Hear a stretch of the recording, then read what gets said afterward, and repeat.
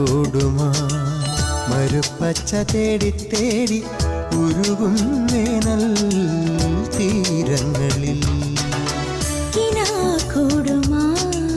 മരുപ്പച്ച തേടി തേടി ഉരുകും വേനൽ തീരങ്ങളിൽ തളരുന്ന നേരം കരുത്തേകുവാൻ പാതയമായി പൊഴിയും ദൈവസ്നേഹത്തിൻ ജീവാമൃതം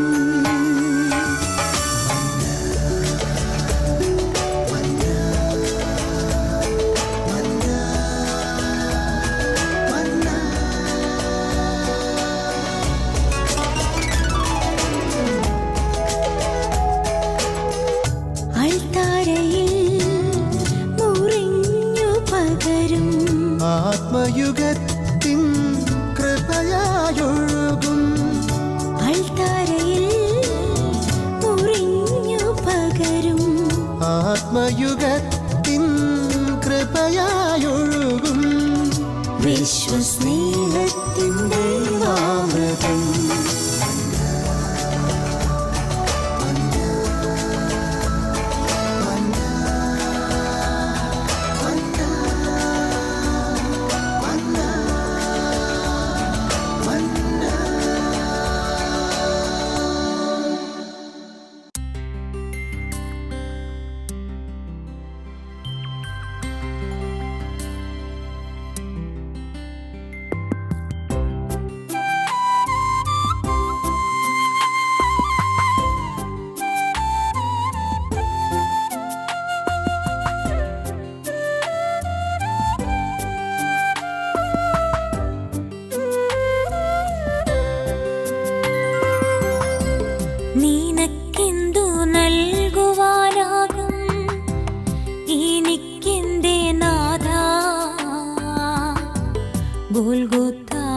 വഴിയിൽ നീ തളർന്നിടുമ്പോ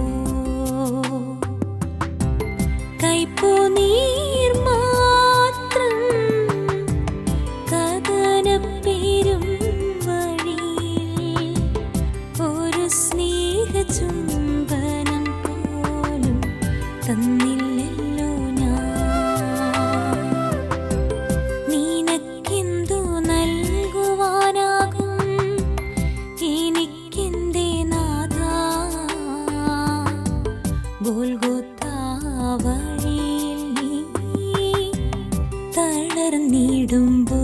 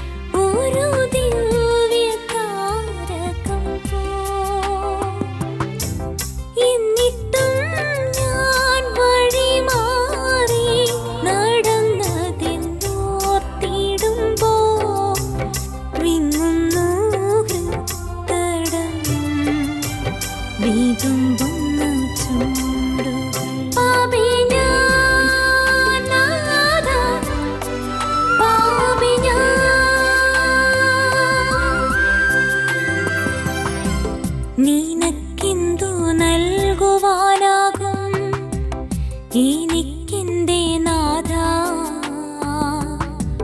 ഗോൽഗോഥാ വഴിയിൽ നീ തളർന്നിടുമ്പോ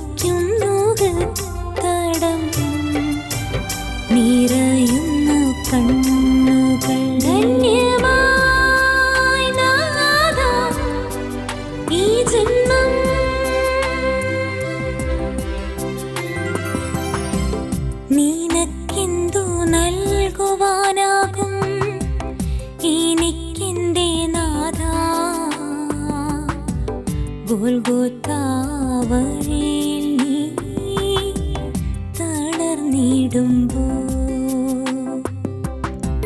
കൈപ്പുനീർ മാത്രം കഥനപ്പേരും വഴിയിൽ ഒരു സ്നേഹചുംബനം പോലും തന്നില്ലല്ലോ.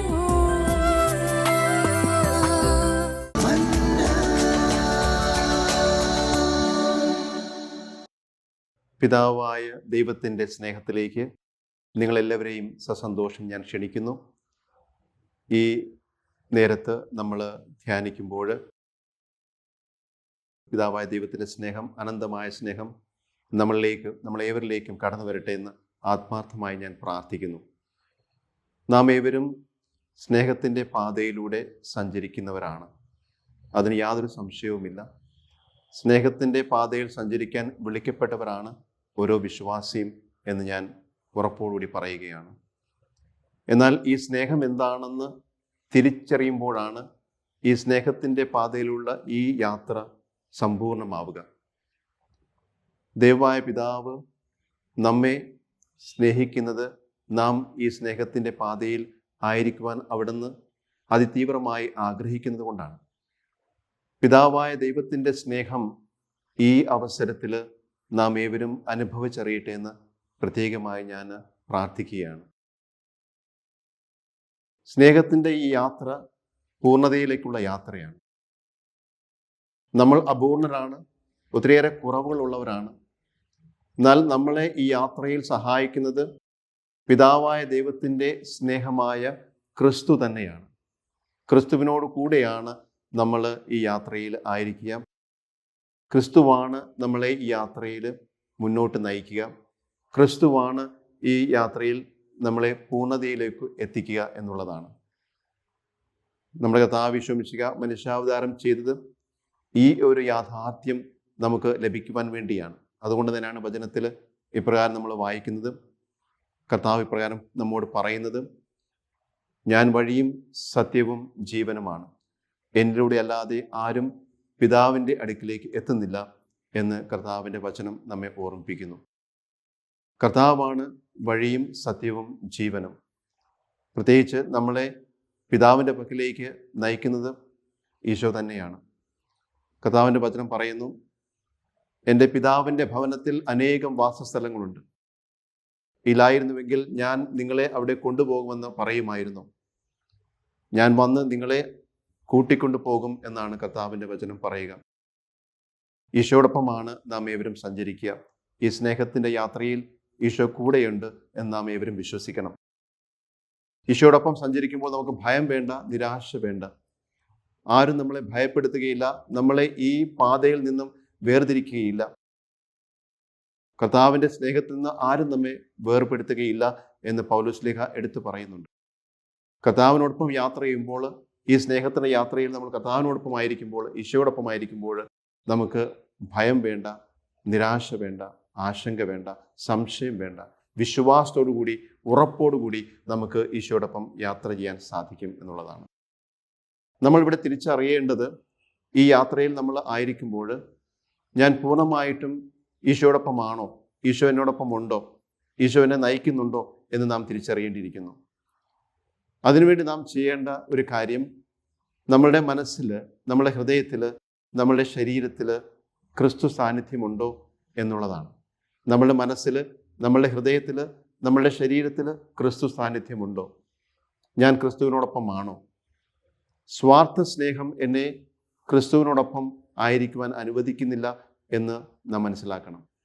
സ്വാർത്ഥ സ്നേഹം എന്നെ ഈ സ്നേഹത്തിൻ്റെ പാതയിലൂടെ പൂർണ്ണതയിലെത്തിക്കുവാൻ സഹായിക്കുന്നില്ല എന്ന് ഞാൻ തിരിച്ചറിയണം.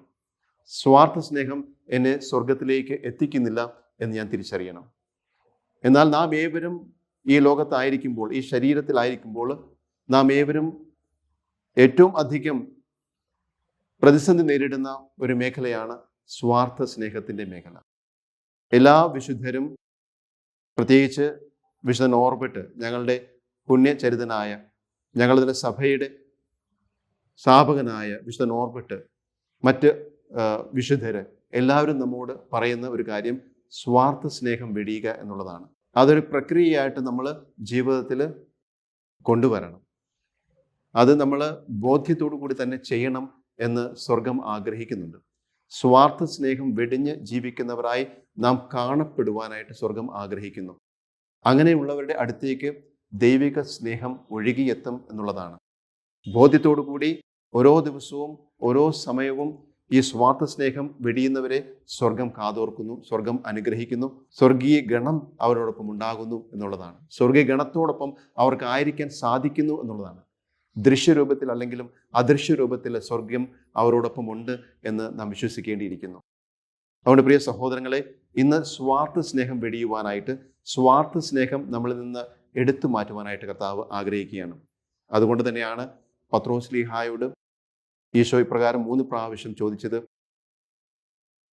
നീ എന്നെ സ്നേഹിക്കുന്നുവോ? ഉവ്വ് കർത്താവേ എന്ന് 3 തവണ പത്രോസ് ശ്ലീഹ ഉറപ്പോടുകൂടി ഉത്തരം നൽകി എന്നുള്ളതാണ്. ചോദിക്കുകയാണെങ്കിൽ പത്രോസ് ശ്ലീഹ 3 പ്രാവശ്യം കർത്താവിന് ഇപ്രകാരം ഉറപ്പോടുകൂടി ഉത്തരം നൽകിയെങ്കിലും 3 പ്രാവശ്യം പത്രോസ് ശ്ലീഹ ഈശോയെ തള്ളിപ്പറഞ്ഞതായിട്ടും നമ്മൾ വചനത്തിൽ വായിക്കുന്നുണ്ട്. 3 പ്രാവശ്യം പത്രോസ് ശ്ലീഹ ഈശോയെ തള്ളിപ്പറഞ്ഞു എന്ന വചനത്തിൽ വായിക്കുന്നുണ്ട്. പ്രിയ സഹോദരങ്ങളെ, ഈ തള്ളി പറയുന്ന സമയത്ത്, 3 പ്രാവശ്യം ഈശോയെ തള്ളിപ്പറഞ്ഞ സമയത്ത് പത്രോസ് ശ്ലീഹ ഈശോയെ സ്നേഹിച്ചിരുന്നുവോ എന്ന് ചോദിച്ചാൽ എന്തായിരിക്കും നമ്മുടെ ഉത്തരം? സ്നേഹിച്ചിരുന്നു എന്നായിരിക്കും ഒരുപക്ഷെ നാം ഏവരും പറയുക. പത്രോസ് ശ്ലീഹ ഈശോയെ ഈ തള്ളി പറയുന്ന വേളയിൽ സ്നേഹിച്ചിരുന്നുവോ എന്ന് ചോദിക്കുമ്പോൾ നാം ഏവരും ഉത്തരം പറയുക, പത്രോസ് ശ്ലീഹ ഈശോയെ സ്നേഹിച്ചിരുന്നു. പിന്നെ എന്തുകൊണ്ടാണ് 3 പ്രാവശ്യം പത്രോസ് ശ്ലീഹ ഈശോയെ തള്ളി പറഞ്ഞത് ആ നേരത്ത്? തീർച്ചയായിട്ടും പത്രോസ് ശ്ലീഹ ഈശോയെ സ്നേഹിച്ചിരുന്നു. ഈശോയെ സ്നേഹിച്ചിരുന്നു എങ്കിലും തന്നെക്കാൾ ഉപരിയായിട്ട് ഈശോയെ സ്നേഹിക്കാൻ ആ സമയത്ത് പത്രോസ് ശ്ലീഹായ്ക്ക് സാധിച്ചിരുന്നില്ല എന്നുള്ളതാണ് യാഥാർത്ഥ്യം. ഇതുതന്നെയാണ് നമ്മുടെ ഏവരുടെയും അവസ്ഥ. ഇന്നിപ്പോൾ ആയിരിക്കുന്ന അവസ്ഥയിൽ നമ്മളെക്കുറിച്ച് ചിന്തിക്കുമ്പോൾ നമുക്ക് മനസ്സിലാക്കാൻ സാധിക്കും. പത്രോസ് ശ്ലീഹയെ പോലെ പലപ്പോഴും നമ്മൾ അറിഞ്ഞും അറിയാതെയും ഈശോയെ തള്ളിക്കളയാറുണ്ട്, നമ്മുടെ ജീവിതത്തെ തള്ളിക്കളയാറുണ്ട്. എന്നാൽ എൻ്റെ പ്രിയ സഹോദരങ്ങളെ, ഞാൻ നിങ്ങളോട് പറയാൻ ആഗ്രഹിക്കുന്നത്, വിശ്വാസികളായ ഏവരും, ക്രിസ്തു വിശ്വാസികളായ ഏവരും, മാമോദിസ സ്വീകരിച്ചവരും മറ്റു കുദാശകൾ നിരന്തരം സ്വീകരിക്കുന്നവരും ഒരു നിമിഷം പോലും ഈശോയെ തള്ളിക്കളയാൻ പാടില്ല എന്നുള്ളതാണ്. ഒരു നിമിഷം പോലും ഈശോയെ തള്ളിക്കളയാൻ പാടില്ല എന്നുള്ളതാണ്. നമ്മളുടെ വിചാരത്തിലൂടെ, നമ്മളുടെ ചിന്തകളിലൂടെ, നമ്മളുടെ പ്രവർത്തനങ്ങളിലൂടെ, നമ്മളുടെ സംസാരത്തിലൂടെ, നമ്മളുടെ മനോഭാവങ്ങളിലൂടെ ഒരിക്കലും ഒരു നേരത്തും ഒരു നിമിഷം പോലും ഈശോയെ തള്ളിക്കളയാൻ പാടില്ല എന്നുള്ളതാണ്. പത്രോസ് ശ്ലീഹ ഇതുതന്നെയാണ് നമ്മയും പഠിപ്പിക്കുക. എന്നാൽ 3 പ്രാവശ്യം ഉവ്വ് കർത്താവേ ഞാൻ നിന്നെ സ്നേഹിക്കുന്നു എന്ന് പത്രോസ് ശ്ലീഹ 3 പ്രാവശ്യം ഉറപ്പോടുകൂടി പറഞ്ഞപ്പോൾ പത്രോസ് ശ്ലീഹ ഏറ്റു പറഞ്ഞത് താൻ ക്രിസ്തുവിനെ പ്രതി മരിക്കുവാൻ പോലും തയ്യാറാണ്. ആ ഒരു സ്നേഹത്തിലേക്ക്, നിസ്വാർത്ഥമായ സ്നേഹത്തിലേക്ക്, സ്വയം ഇല്ലാതാകുന്ന സ്നേഹത്തിലേക്ക്, പൂർണ്ണമായും വിട്ടുകൊടുക്കുന്ന സ്നേഹത്തിലേക്ക്, എന്നേക്കാൾ ഉപരി കർത്താവിനെ സ്നേഹിക്കുന്ന ഒരവസ്ഥയിലേക്ക് പത്രോസ് ശ്ലീഹ ഉയരുകയായിരുന്നു. അതുകൊണ്ടാണ് ഉറപ്പോടുകൂടി പത്രോസ് ശ്ലീഹ ഇപ്രകാരം പറഞ്ഞത്. ഇതുതന്നെയാണ് ഈശോ നമ്മളിൽ നിന്നും ആഗ്രഹിക്കുന്നത്. പിതാവായ ദൈവം നമ്മളിൽ നിന്ന് ആഗ്രഹിക്കുന്ന ഇതുതന്നെയാണ്. ഞാൻ നേരത്തെ പറഞ്ഞതുപോലെ നമ്മൾ അപൂർണരാണ്, കുറവുകളുണ്ട്, ബലഹീനരാണ്, പരിമിതപ്പെട്ട ഒരു അവസ്ഥയിലാണ് നമ്മൾ ജീവിക്കുന്നതെങ്കിലും നമ്മളെ പൂർണ്ണതയിലേക്ക് നയിക്കുന്നത് ക്രിസ്തു തന്നെയാണ്. പിതാവായ ദൈവത്താൽ അയക്കപ്പെട്ട രക്ഷകനും നാഥനുമായ ഈശോ തന്നെയാണ് നമ്മളെ നയിക്കുന്നത്. അതുകൊണ്ട് നാം ഭയപ്പെടേണ്ട കാര്യമില്ല. കുറവുകളെക്കുറിച്ചോ നമ്മളുടെ പരിമിതപ്പെട്ട ഈ അവസ്ഥയെക്കുറിച്ചോ നാം ഭയപ്പെടേണ്ട കാര്യമില്ല. അതിനെക്കുറിച്ച് നിരാശപ്പെടേണ്ട കാര്യമില്ല. ക്രിസ്തുവിൽ പൂർണ്ണമായും വിശ്വസിക്കുക, ആശ്രയിക്കുക. ക്രിസ്തു നമ്മളെ ആ പൂർണ്ണതയിലേക്ക് നയിക്കും എന്നുള്ളത് തന്നെയാണ്. എൻ്റെ പ്രിയ സഹോദരങ്ങളെ, നമ്മുടെ പിതാവായ ദൈവം നമുക്ക് നൽകാൻ സ്നേഹം അനന്തമാണ്, അചഞ്ചലമാണ്. അതൊരിക്കലും മാറുന്നില്ല, അത് കുറയുന്നില്ല, അസ്തമിക്കുന്നില്ല. അതൊരു ഓരോ പ്രഭാതത്തിലും പുതിയതാണ് എന്നാണ് വചനം നമ്മെ പഠിപ്പിക്കുക. എത്രയോ യാഥാർത്ഥ്യമുള്ളൊരു കാര്യമാണ്. പിതാവായ ദൈവത്തിൻ്റെ സ്നേഹം ഓരോ പ്രഭാതത്തിലും പുതിയതാണ്. പിതാവായ ദൈവത്തിൻ്റെ സ്നേഹം അനന്തമാണ്. പിതാവ് സ്നേഹമാണ്, മറ്റൊന്നുമല്ല. പിതാവായ ദൈവം സ്നേഹമാണ്. ആ സ്നേഹത്തിൽ ഒന്നായിത്തീരുവാനുള്ളവരാണ് നാം ഏവരും എന്ന് നാം വിശ്വസിക്കണം. ആ സ്നേഹത്തിലേക്കുള്ള യാത്രയിലാണ് നാം ഏവരും. അതുകൊണ്ട് തന്നെയാണ് ഈശോ ഈ ലോകത്തിൽ വന്ന് സഹനങ്ങൾ ഏറ്റെടുത്ത് കുരിശിൽ മരിച്ചുകൊണ്ട്, പ്രാണൻ വെടിഞ്ഞുകൊണ്ട്, സ്വയം ശൂന്യമായി നമുക്ക് വേണ്ടി കുരിശിൽ മരിച്ചത് ഇതിനു വേണ്ടിയാണ്. നമ്മെ ആ പൂർണ്ണതയിലേക്ക് എത്തിക്കാൻ വേണ്ടിയാണ്, നമ്മെ ആ സ്നേഹത്തിലേക്ക് എത്തിക്കാൻ വേണ്ടിയാണ്. 1 യോഹന്നാൻ 4:8 കർത്താവിൻ്റെ വചനം പറയുന്നു, ദൈവം സ്നേഹമാണ്. വളരെ വ്യക്തമായിട്ട് കർത്താവ് നമ്മെ പഠിപ്പിക്കുന്നുണ്ട് ഈ കാര്യം. ദൈവം സ്നേഹമാണ്, മറ്റൊന്നുമല്ല. ആ സ്നേഹത്തിലേക്കുള്ള യാത്രയിലാണ്. സ്വാർത്ഥ സ്നേഹം ആ സ്നേഹത്തിലേക്ക് നമ്മളെ എത്തിക്കുന്നില്ല. സ്വാർത്ഥ സ്നേഹം നമ്മളെ ഈ ലോകത്ത് നൽകുന്ന എല്ലാ സുഖങ്ങളിലേക്കുമാണ് നമ്മെ കൊണ്ട് ചെന്നെത്തിക്കുക. നമ്മൾ തെറ്റായ മാർഗത്തിലൂടെയാണ് സ്വാർത്ഥ സ്നേഹത്തിലൂടെ സഞ്ചരിക്കുക. എന്നാൽ യഥാർത്ഥ സ്നേഹം ക്രിസ്തു പഠിപ്പിച്ച സ്നേഹമാണ്. ഞാൻ നിങ്ങളെ സ്നേഹിച്ചതുപോലെ നിങ്ങളും പരസ്പരം സ്നേഹിക്കുവൻ എന്ന് ക്രിസ്തു പഠിപ്പിച്ചത് നമ്മൾ ഓർക്കുകയും അത് നമ്മുടെ ജീവിതത്തിൽ പ്രാവർത്തികമാക്കുകയും ചെയ്യുമ്പോഴാണ് നമ്മൾ ഈ സ്നേഹത്തിൻ്റെ പൂർണ്ണതയിലേക്കുള്ള യാത്രയിൽ നിരന്തരം സഞ്ചരിക്കാൻ നമുക്ക് സാധിക്കുന്നത്. അല്ലെങ്കിൽ നമ്മൾ വഴിതെറ്റിപ്പോകാൻ സാധ്യതയുണ്ട്. വഴിതെറ്റിപ്പോകുന്ന അവസരങ്ങൾ ഉണ്ടായിട്ടുണ്ട്. എന്നാൽ ഇന്ന് ക്രിസ്തു നമ്മളിന്ന് ആഗ്രഹിക്കുന്നത്, ഈശോ നമ്മളിന്ന് ആഗ്രഹിക്കുന്നത്, നമ്മൾ വഴിതെറ്റിപ്പോകരുത്. ഒരാൾ പോലും വഴിതെറ്റിപ്പോകരുത്. ഒരാൾ പോലും ഈ ആട്ടിൻ ഗണത്തിൽ നിന്ന് വഴിതെറ്റിപ്പോകരുത്, അകന്നു പോകരുത് എന്ന് ഈശോ ആഗ്രഹിക്കുന്നുണ്ട്. ഈ ഈശോയുടെ ആഗ്രഹത്തോടൊപ്പം നമുക്കും ആയിരിക്കും എൻ്റെ പ്രിയ സഹോദരങ്ങളെ. ഈ സ്നേഹം എത്ര വലിയതാണെന്ന് നമ്മൾ ഇന്ന് തിരിച്ചറിയണം. പിതാവായ ദൈവം നമുക്ക് നൽകുന്ന സ്നേഹം എത്ര വലിയതാണ്, എത്ര ശ്രേഷ്ഠമാണ്. ഇതിനുപരി എനിക്കൊന്നും ആവശ്യമില്ല, നിന്റെ സ്നേഹം മാത്രം മതി എനിക്ക് എന്നുള്ള ചിന്തയിലേക്ക് നാം കടന്നു വരണം. ഞാൻ ഓർത്തു പോകുന്നത്, പലപ്പോഴും നമ്മളുടെ ഈ ലോകത്തിലായിരിക്കുമ്പോൾ നമ്മൾ കാണുന്നത് വ്യർത്ഥമായ അല്ലെങ്കിൽ കുറവുകളുള്ള പരിമിതപ്പെട്ട സ്നേഹത്തിന് വേണ്ടി എത്രയോ നമ്മൾ പരിശ്രമിക്കുന്നുണ്ട്. എന്തും അതിനുവേണ്ടി ത്യാഗം ചെയ്യാൻ തയ്യാറായി നമ്മൾ നിൽക്കുന്നുണ്ട്. എന്തും ത്യാഗം ചെയ്ത് പരിമിതപ്പെട്ട കുറവുകളുള്ള ബലഹീനമായ സ്നേഹത്തിന് വേണ്ടി നമ്മൾ ദാഹിക്കാറുണ്ട്, അതിൻ്റെ പിന്നാലെ പോകാറുണ്ട്. അതിനുവേണ്ടി നമ്മൾ ഒത്തിരിയേറെ ത്യാഗങ്ങൾ ചെയ്യാറുണ്ട്. എന്നാൽ കുരിശിൽ മരിച്ച് നമുക്ക് വേണ്ടി പ്രാണൻ വെടിഞ്ഞ് ക്രൂശിതനായ ക്രിസ്തു നമുക്ക് നൽകുന്ന അനന്തമായ സ്നേഹം, നിത്യതയിലേക്കുള്ള സ്നേഹം, പിതാവായ ദൈവവുമായി രമ്യതപ്പെടുത്തുന്ന, ഐക്യപ്പെടുത്തുന്ന സ്നേഹം, അതിനുവേണ്ടി എത്രമാത്രം നമ്മൾ ത്യാഗം ചെയ്യുന്നു എന്നുള്ളതാണ് ഓരോ വിശ്വാസിയും ചിന്തിക്കേണ്ട കാര്യമാണ്. നമ്മൾ കുറവുള്ള സ്നേഹത്തിന് വേണ്ടി അതിനുവേണ്ടി ചെയ്യുന്ന ത്യാഗത്തെ ഉപരിയായിട്ട് ക്രിസ്തു നമുക്ക് നൽകുന്ന അനന്തമായ സ്നേഹത്തിന് വേണ്ടി നമ്മൾ പരിശ്രമിക്കണമെന്ന് സ്വർഗം ആഗ്രഹിക്കുന്നു. ആ സ്നേഹം നമ്മുടെ ഹൃദയത്തിലേക്ക് ഇന്ന് കടന്നു വരണം. അതിനുള്ള ദാഹം നമ്മുടെ ഹൃദയത്തിൽ ഉണ്ടായിരിക്കണം. ദേവദാസനായ ഡോക്ടർ ഫുൾട്ടൻ ജെ ഷീൻ പഠിപ്പിക്കുന്ന ഒരു കാര്യമാണ്, ഹൃദയം ദൈവം സൃഷ്ടിച്ചത് അവിടുത്തെ സ്നേഹത്തിന് വേണ്ടിയാണെന്നുള്ളതാണ്. ഹൃദയം ദൈവം സൃഷ്ടിച്ചത്, നമ്മളുടെ ഹൃദയം അവിടുത്തെ സ്നേഹത്തിന് വേണ്ടിയുള്ളതാണ്. ഹൃദയം പിതാവായ ദൈവത്തിൻ്റെ, പുത്രനായ യേശു ക്രിസ്തുവിൻ്റെ, പരിശുദ്ധാത്മാവിൻ്റെ സ്നേഹത്തിലില്ലാതെ പൂർണ്ണതയിൽ എത്തുന്നില്ല എന്നാണ് നാം മനസ്സിലാക്കേണ്ടത്. പിതാവായ ദൈവത്തിൻ്റെ, പുത്രനായ യേശു ക്രിസ്തുവിൻ്റെ, പരിശുദ്ധാത്മാവായ ദൈവത്തിൻ്റെ സ്നേഹത്തിലാണ് നമ്മളുടെ ഹൃദയം പൂർണ്ണതയിലായിരിക്കുക എന്നുള്ളതാണ്. ഇപ്പം ഹൃദയത്തിൻ്റെ പൂർണ്ണത പിതാവിലാണ്, പുത്രനിലാണ്, പരിശുദ്ധാത്മാവിലാണ്, മറ്റൊന്നിലുമല്ല. ഈ ലോകത്തിലെ ഒരു വ്യക്തിക്കും ഈ ലോകത്തിലെ ഒരു വസ്തുക്കൾക്കും നമ്മെ ഈ സ്നേഹത്തിൻ്റെ പൂർണ്ണതയിൽ എത്തിക്കാൻ സാധിക്കുകയില്ല, ഉറപ്പുള്ള കാര്യമാണ്. ഈ ലോകത്തിലെ ഒരു വ്യക്തിക്കും, നമ്മളുടെ മാതാപിതാക്കളായാലും സഹോദരങ്ങളായാലും കൂട്ടുകാരായാലും ബന്ധുമിത്രാദികളായാലും നമ്മളുടെ ഉറ്റ സുഹൃത്തുക്കളായാലും ആർക്കും നമ്മെ ഈ ഹൃദയത്തിൻ്റെ പൂർണ്ണതയിലുള്ള സ്നേഹം തന്ന് നമ്മെ ആ പൂർണ്ണതയിലേക്ക് നയിക്കുവാൻ സാധിക്കുകയില്ല എന്നുള്ളതാണ് നാം മനസ്സിലാക്കേണ്ട ഒരു കാര്യമാണ്. ഇത് യാഥാർത്ഥ്യമാണ്, സത്യമാണ്. നമ്മുടെ ഹൃദയത്തിൻ്റെ പൂർണ്ണത ഈശോയിലാണ്. നമ്മുടെ ഹൃദയത്തിൻ്റെ പൂർണ്ണത പരിശുദ്ധാത്മാവിലാണ്. നമ്മുടെ ഹൃദയത്തിൻ്റെ പൂർണ്ണത പിതാവായ ദൈവത്തിൻ്റെ സ്നേഹത്തിലാണ്. അവിടെ എത്തുന്നതിലാണ്. ആ ഹൃദയം അവിടെ എത്തിച്ചേരണം. ഹൃദയത്തിൽ പിതാവായ ദൈവത്തിൻ്റെ സ്നേഹം ഉണ്ടായിരിക്കണമെന്ന് സ്വർഗം ആഗ്രഹിക്കുന്നതുകൊണ്ടാണ് ഞാൻ ഈ കാര്യം നിങ്ങളോട് പറയുന്നത്. സ്വർഗത്തിൻ്റെ ആഗ്രഹമാണ്, സ്വർഗീയ രഹസ്യമാണ് എന്ന് നാം മനസ്സിലാക്കണം. നമ്മൾ ഇതിന്ന് വ്യതിചലിക്കാൻ പാടില്ല എന്ന് സ്വർഗം ആഗ്രഹിക്കുന്നു. ഒരിക്കലും ഒരു നിമിഷവും ഇതിന്ന് വ്യതിചലിക്കാൻ പാടില്ല എന്ന് സ്വർഗം ആഗ്രഹിക്കുന്നു. അതുകൊണ്ട് വ്യർത്ഥമായവയെ വെടിഞ്ഞ് യാഥാർത്ഥ്യമായവയെ നമ്മൾ സ്വീകരിക്കുവാൻ, യഥാർത്ഥമായ സ്നേഹം സ്വീകരിക്കുവാൻ നാം മുന്നോട്ട് കടന്നു വരണം എന്ന് സ്വർഗം ആഗ്രഹിക്കുന്നു. അതുകൊണ്ട് തന്നെ പരിശുദ്ധ കന്യാമറിയം, ഇതാ കർത്താവിൻ്റെ ദാസി, നിന്റെ വചനം പോലെ ഇതിൽ നിറവേറട്ടെ എന്ന് പ്രാർത്ഥിച്ചപ്പോൾ യഥാർത്ഥമായത് കണ്ടെത്തിയത് കൊണ്ടാണ്, യഥാർത്ഥ സ്നേഹം കണ്ടെത്തിയതുകൊണ്ടാണ്, തൻ്റെ ഹൃദയം ആഗ്രഹിക്കുന്ന പൂർണ്ണത കണ്ടെത്തിയത് കൊണ്ടാണ്, ആ യാഥാർത്ഥ്യം മനസ്സിലാക്കിയത് കൊണ്ടാണ് പരിശുദ്ധ അമ്മ ഇപ്രകാരം പ്രാർത്ഥിച്ചത്, ഇതാ കർത്താവിൻ്റെ ദാസ്യം, നിന്റെ വചനം പോലെ എന്നിൽ നിറവേറട്ടെ എന്ന്. ദൈവ പദ്ധതിയിൽ ആയിരിക്കുവാനും രക്ഷാകര പദ്ധതി പൂർത്തീകരിക്കുവാനും ഈ സമർപ്പണം പരിശുദ്ധ അമ്മയ്ക്ക് സാധിച്ചു എന്നുള്ളതാണ്. അത് യഥാർത്ഥമായത് കണ്ടെത്തിയത് കൊണ്ടാണ്. യഥാർത്ഥമായത് കണ്ടെത്തി ജീവിക്കുന്നവരാണ് നാം ഓരോരുത്തരും എന്ന് സ്വർഗം ആഗ്രഹിക്കുന്നു. യഥാർത്ഥമായത് കണ്ടെത്തിയത്, പിതാവായ ദൈവം നൽകുന്ന സ്നേഹമാണ് യാഥാർത്ഥ്യം. പിതാവായ ദൈവം പുത്രനിലൂടെ നൽകിയ രക്ഷയാണ് യാഥാർത്ഥ്യം. പിതാവായ ദൈവം പുത്രനിലൂടെയും പരിശുദ്ധാത്മാവിലൂടെയും നൽകുന്ന സ്നേഹവും കാരുണ്യവുമാണ് യാഥാർത്ഥ്യം. സ്വർഗം തുറന്ന് സ്വർഗീയ ഗണം നമ്മളോടൊപ്പം ആയിരിക്കുന്നതാണ് യാഥാർത്ഥ്യം. സ്വർഗീയ ഗണത്തോടൊപ്പം നാം ആയിരിക്കുന്നതാണ് യാഥാർത്ഥ്യം. ഇതാണ് സ്വർഗം ആഗ്രഹിക്കുന്നത്. എൻ്റെ പ്രിയ സഹോദരങ്ങളെ, ഞാൻ ഓർത്തു പോവുകയാണ്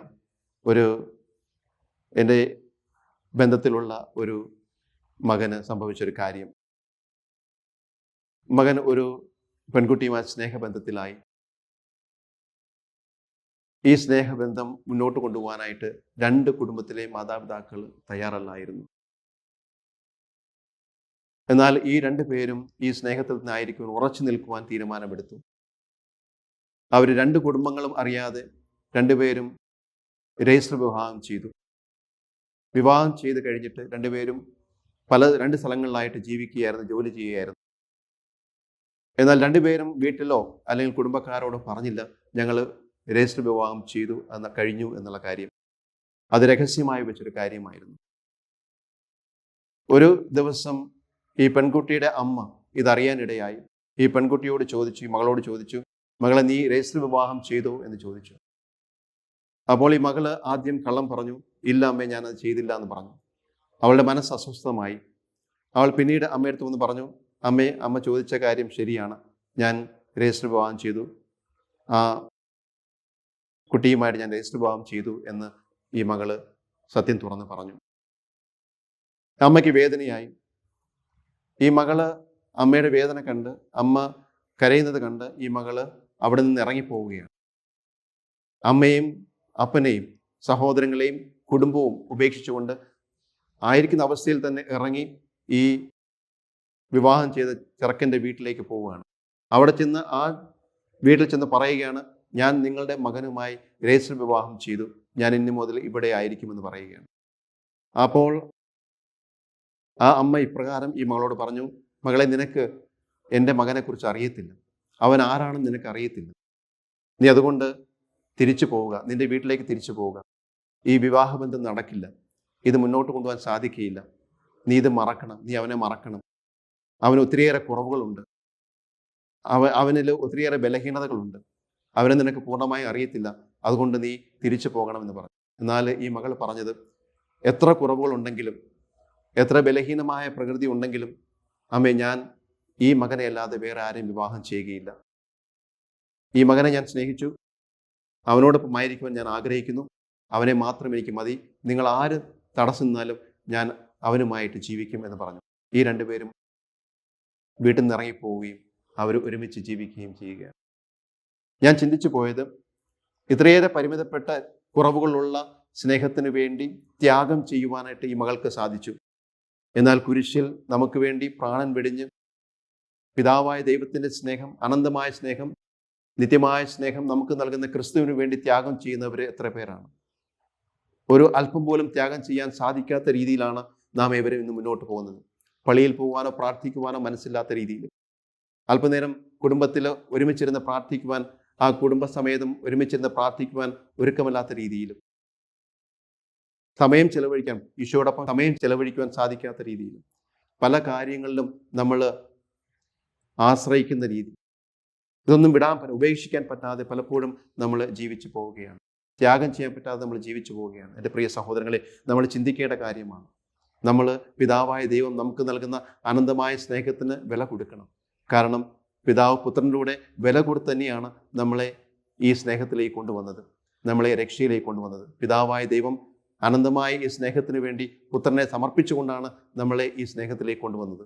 അതുകൊണ്ട് നാം ശ്രദ്ധിക്കേണ്ട ഒരു കാര്യം, പിതാവായ ദൈവത്തിനും നാമും വില കൊടുക്കണം. നമ്മൾ ത്യാഗം ചെയ്യണം. ത്യാഗം ചെയ്യാതെ നമുക്ക് ഈ സ്നേഹത്തിൻ്റെ പൂർണ്ണതയിലേക്കുള്ള യാത്രയിൽ സഞ്ചരിച്ച് അവിടെ എത്തിച്ചേരുവാൻ സാധിക്കുകയില്ല. നമ്മളുടെ ആത്മാവ് ദൈവത്തിന് വിലപ്പെട്ടതാണ്. നമ്മളുടെ ആത്മാവിന് ആവശ്യമായ ഊർജം നൽകുന്നത് ഈ ദൈവസ്നേഹം തന്നെ, പിതാവായ ദൈവം നൽകുന്ന സ്നേഹം തന്നെയാണ്. ഒരിക്കൽ കൂടി ഞാൻ നിങ്ങളെ ഓർമ്മിപ്പിക്കുകയാണ്, പിതാവായ ദൈവം സ്നേഹമാണ്. ഈ പിതാവായ ദൈവത്തിൻ്റെ സ്നേഹം അനന്തമാണ്. ഈ പിതാവായ ദൈവത്തിൻ്റെ സ്നേഹം അചഞ്ചലമാണ്. അതൊരിക്കലും കുറയുന്നില്ല, അതൊരിക്കലും അസ്തമിക്കുന്നില്ല. പിതാവായ ദൈവത്തിൻ്റെ സ്നേഹം ഓരോ പ്രഭാതത്തിലും പുതിയതാണ്. ഈ സ്നേഹത്തിന് വേണ്ടി നമുക്ക് ദാഹിക്കാം. ഈ സ്നേഹത്തിലായിരിക്കുവാൻ വേണ്ടി നമുക്ക് പരിശ്രമിക്കാം. ഈ സ്നേഹം യാഥാർത്ഥ്യമാകട്ടെ നമ്മുടെ ജീവിതത്തിൽ ഈ സ്നേഹം അർത്ഥപൂർണ്ണമാകട്ടെ എന്ന് ഞാൻ പ്രാർത്ഥിക്കുന്നു. നിങ്ങളെ ഏവരെയും പിതാവായ ദൈവം അനുഗ്രഹിക്കട്ടെ, അവിടുത്തെ സ്നേഹത്താൽ സമ്പന്നരാക്കട്ടെ. ഈശോ മിശിഹായ്ക്ക് സ്തുതിയായിരിക്കട്ടെ. കുരിശ് രക്ഷയുടെ അടയാളമാണ്. സ്നേഹത്തിൻ്റെയും പങ്കുവെക്കലിൻ്റെയും മഹത്തായ അനുഭവം. ആ വലിയ രക്ഷയുടെ സാന്നിധ്യം നമ്മുടെ ജീവിതത്തെ സമ്പൂർണ്ണമാക്കട്ടെ. ഏവർക്കും ക്രിസ്തു സ്നേഹവും സമാധാനവും നേരുന്നു. പ്രാർത്ഥനയിൽ നമുക്ക് പരസ്പരം ഓർമ്മിക്കാം. നിങ്ങളുടെ അഭിപ്രായങ്ങളും നിർദ്ദേശങ്ങളും ഞങ്ങളെ അറിയിക്കാൻ മറക്കരുത്. eldroyvision.uae@gmail.com. വിശ്വസ്നേഹത്തിൻ്റെ